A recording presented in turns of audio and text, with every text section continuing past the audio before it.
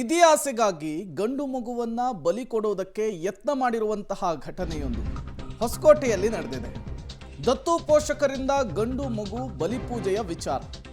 ಮನೆಯಲ್ಲಿ ಗುಂಡಿ ತೆಗೆದು ಮಗುವನ್ನ ಬಲಿ ಕೊಡೋದಕ್ಕೆ ಪೂಜೆ ಮಾಡಿದಂತಹ ಆರೋಪ ಕೇಳಿ ಬಂದಿದೆ. ಹೊಸಕೋಟೆಯ ಸುಲಿಬೆಲೆಯ ಜನತಾ ಕಾಲೋನಿಯಲ್ಲಿ ಘಟನೆ ನಡೆದಿದೆ. ಸೈಯದ್ ಇಮ್ರಾನ್ ಎಂಬುವರ ಮನೆಯಲ್ಲಿ ನಡೆದಿರುವಂತಹ ಪೂಜೆ ಇದು. ಜಿಲ್ಲಾ ಮಕ್ಕಳ ರಕ್ಷಣಾ ಘಟಕದ ಅಧಿಕಾರಿಗಳಿಂದ ಮಗುವನ್ನು ರಕ್ಷಿಸೋ ಕೆಲಸ ಆಗಿದೆ. 8 ತಿಂಗಳ ಮಗುವನ್ನ ಶಿಶು ಕೇಂದ್ರಕ್ಕೆ ಅಧಿಕಾರಿಗಳು ರವಾನಿಸಿದ್ದಾರೆ ಅನ್ನೋದು ಗೊತ್ತಾಗ್ತಾ ಇದೆ. ನಿಧಿಗಾಗಿನೇ ಈ ವ್ಯಕ್ತಿ ಪೂಜೆ ಮಾಡ್ತಿದ್ದ ಅನ್ನುವಂತಹ ವಿಚಾರ ಇದು.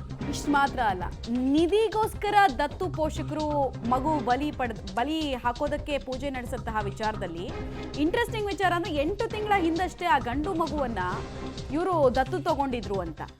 ನಿನ್ನೆ ಹುಣ್ಣಿಮೆ ಹಿನ್ನೆಲೆಯಲ್ಲಿ ಮಗುವನ್ನ ಬಲಿ ಕೊಟ್ಬಿಡ್ಬೇಕು ಅಂತ ಪೂಜೆಯನ್ನು ರೆಡಿ ಮಾಡ್ಕೊಂಡಿದ್ರು. ಸಾಮಗ್ರಿ ಎಲ್ಲ ತಂದು ಮನೆಯ ಕೋಣೆಯಲ್ಲಿ ಒಂದು ದೊಡ್ಡ ಗುಂಡಿ ತೆಗೆದು ಪೂಜೆ ಮಾಡಬೇಕು ಅಂತ ಅಂದ್ಕೊಂಡಿದ್ರು.